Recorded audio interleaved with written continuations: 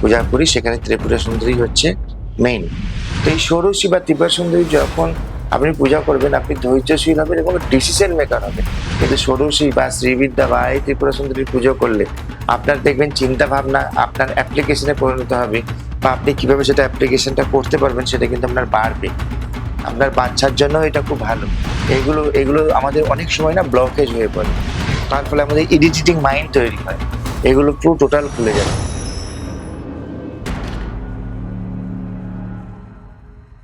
মঙ্গলম ভবতু। আমি ডক্টর সঞ্জয় শাস্ত্রী।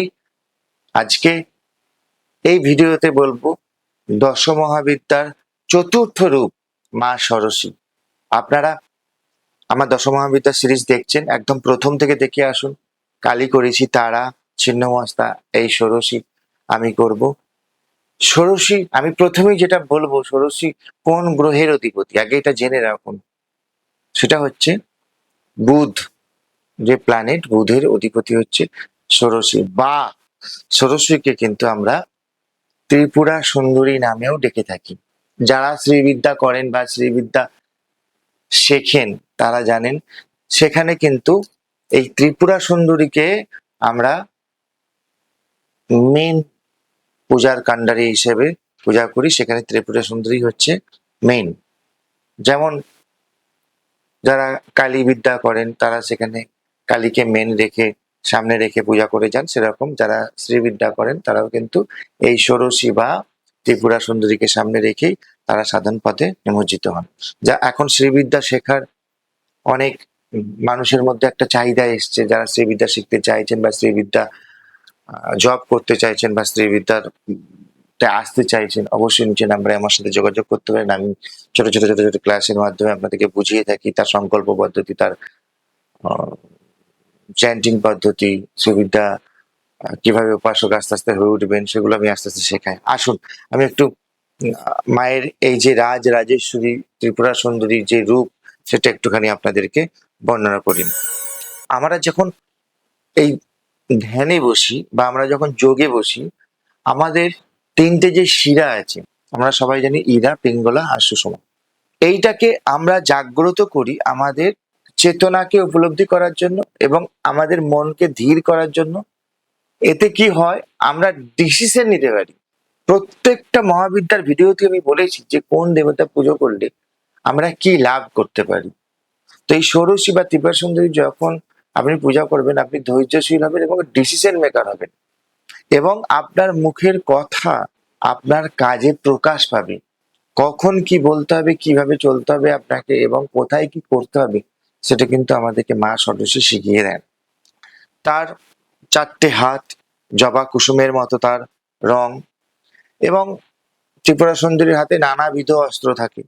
দেখবেন ত্রিপুরা সুন্দরী কি হচ্ছে, নিচে অনেক দেবীরা স্তব করছে, সেগুলো দেখতে পাবেন। তাই আমরা সবসময় চেষ্টা করব, যদি ত্রিপুরা কোনো সুন্দরীর মূর্তিতে আপনারা যান, কোনো মন্দিরে যান, সেখানে বসে অবশ্যই যত পারবেন স্তব করবেন, জপ করবেন।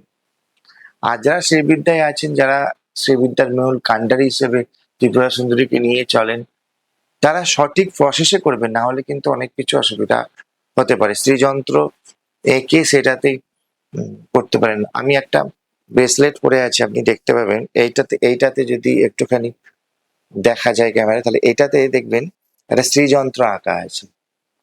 এই শ্রীযন্ত্র, এই ব্রেসলেট আমার কাছে পাওয়া যায়, যে আমাদের যে হোয়াটসঅ্যাপ নাম্বার আছে এটাতে আপনি বুকিং করতে পারেন।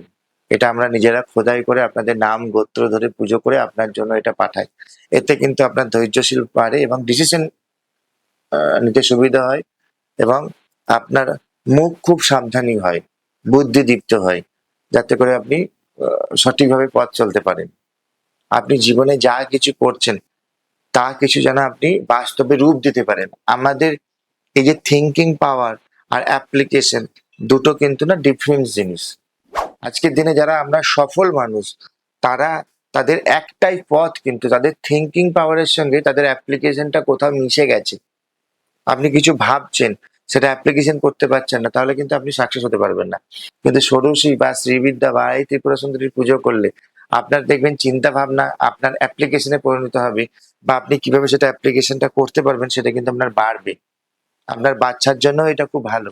যাদের মানসিক খুব ডিস্টার্ব, চঞ্চল, বা যারা বারবার সুইসাইডনেসের পথ অ্যাটেম্প টু সুইসাইডনেসের পথ তৈরি করে, বা উম, যারা মানুষের সঙ্গে খুব মানুষকে ক্রিটিসাইজ করে কথা বলে, মানুষের সঙ্গে উল্টোপাল্টা দুমদাম করে উল্টোপাল্টা কথা বলতে থাকে, তাদের তো অবশ্যই মা সরস্বতী পুজো করা উচিত। ত্রিপুরাতে ত্রিপুরা সুন্দরীর মন্দির আছে।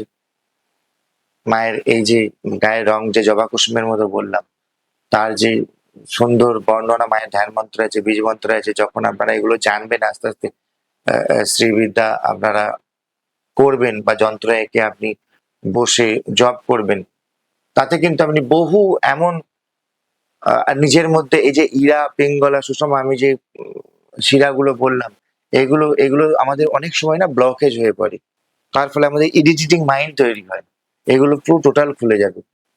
আমি বলি যে চক্রকে অ্যাক্টিভ করতে গেলে, চক্রকে যদি অ্যাক্টিভ করতে হয়, তাহলে কিন্তু আমাদের এই ইরা, পিঙ্গলা, সুষমার ব্যবহার শিখতে হবে।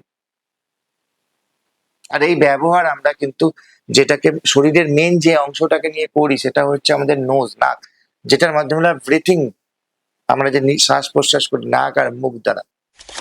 তো এই স্তব জব মায়ের যখন করবেন, এইগুলো সব কিছুর ব্যবহার ওই বিদ্যার মধ্যে আছে, এগুলো আমি আপনাদেরকে একটা একটা করে শেখাতে পারবো।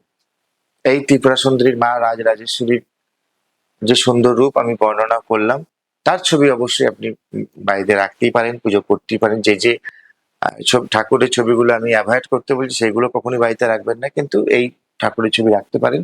এবং যখন জব করছেন, ধরুন যারা ব্রহ্ম মুহূর্তে জব করেন একদম ভোরবেলায়, বা অনেক রাত্রে যারা জব করেন 2টো 3টের সময় বসে, এই ঠাকুরের মূর্তি সামনে রেখে বা যন্ত্র রেখে আপনারা জব চালিয়ে যেতে পারেন, আপনাদের জন্য ভীষণ কার্যকরী, ভীষণ কাজ দেবে। এই যে মা ষোড়শী অ্যাকচুয়ালি শতাক্ষরী দেহ থেকে মায়ের আবির্ভূত, তাই মাকে ষোড়শী বলা হয়। যখন দশমাবিদ্যার প্রথম যে ভিডিওটাই বলেছিলাম আপনাদেরকে, যে শিবকে যখন উম, রাগান্বিত হয়ে মা দেখা দিচ্ছেন যে আমাকে কেন দক্ষ যজ্ঞে যেতে দেবে না, তখন যে মা তার 10 রূপ দেখাচ্ছেন, তার চতুর্থ রূপ হচ্ছে এই ষোড়শী। আমি বলবো যারা এই ভিডিওগুলো দেখছেন, অবশ্যই অবশ্যই সাবস্ক্রাইব করে রাখুন, একটা নোটিফিকেশনটা অন করে রাখুন। আমি বুঝতে পারবো আপনারা দেখছেন, বা যদি আপনাদের কোনো জিনিস জানার থাকে বা প্রশ্ন থাকে, আপনারা কমেন্ট বক্সে করুন, এবং আমার যে নিচে হোয়াটসঅ্যাপ নাম্বার আছে সেখানেও করুন। আমি যথাসাধ্য চেষ্টা করব সেগুলোর উত্তর আপনাদেরকে দেবার। মা ষোড়শীর আরো অনেক কিছু জিনিস আছে, যেগুলো হয়তো এরকম ভাবে অন স্ক্রিনে বলা সম্ভব নয়, তার যা মন্ত্র প্রসেস, কারণ এটা পুরো শ্রীবিদ্যার উপরে স্ট্যান্ডিং, তো শ্রীবিদ্যা একদমই সামনে আনা যায় না। এটা শুধুমাত্র গুরু এবং যে শিষ্য, এটা একটা গুরু শিষ্য পরম্পরার মধ্যেই স্থায়িত থাকে। কিছু পূজা পদ্ধতি থাকে, সেগুলো কিন্তু আপনাকে বলে দেবো, অবশ্যই বলে দেবো, আপনার ঘরে আপনারা করতে পারবেন। আগামী ভিডিও আবার দেখা হবে। যারা বুকিং করতে চাইছেন, নিচের দেওয়া নাম্বারে চেম্বারে বুকিং করে চলে আসুন। ধন্যবাদ।